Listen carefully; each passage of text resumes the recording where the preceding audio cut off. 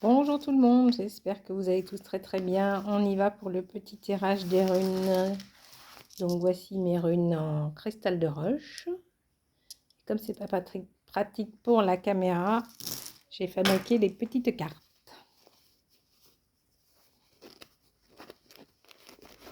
Donc on a la compagnie de Nirvana aujourd'hui qui prend toute la place, clairement. Je suis bien obligée de faire avec. Voici les cartes. Donc le livret, l'intérieur du livret. Alors c'est très simple. Vous voulez que je vous montre le petit cœur. Coucou crochat. Donc il suffit de choisir une des trois cartes. Je vous lirai la définition et ça vous donnera une tendance pour aujourd'hui.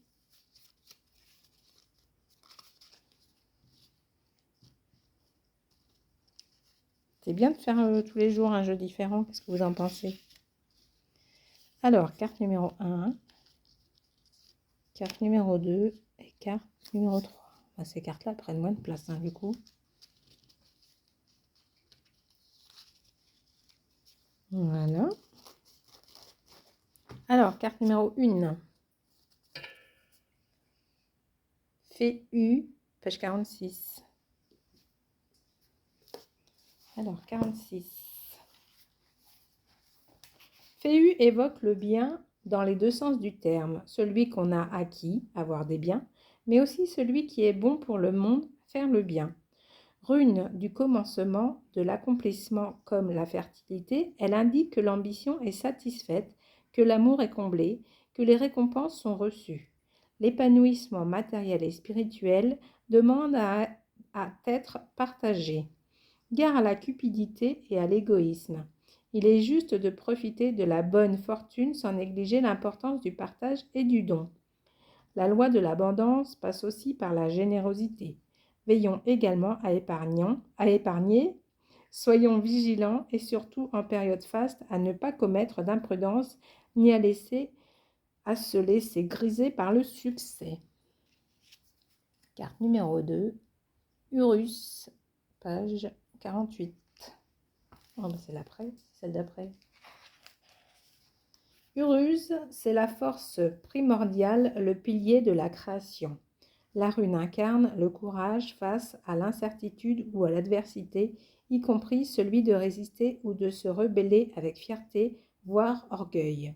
Cette puissance peut être dominatrice. Attention à l'excès de confiance. Urus est aussi protectrice de la famille comme du patrimoine. Elle favorise la sphère professionnelle, indique une récompense. Cette rune invite à la maîtrise, il s'agit de dompter ses instincts afin d'utiliser la bonne dose d'énergie, ni trop peu, au bon endroit. Sa grande vitalité augure un certain appétit sexuel. Urus sait tirer le meilleur profit d'une situation à condition d'accepter le changement. Voilà. Carte numéro 3. Alors, vas-y, tu zoomes. Oh. Tiwaz, page 82.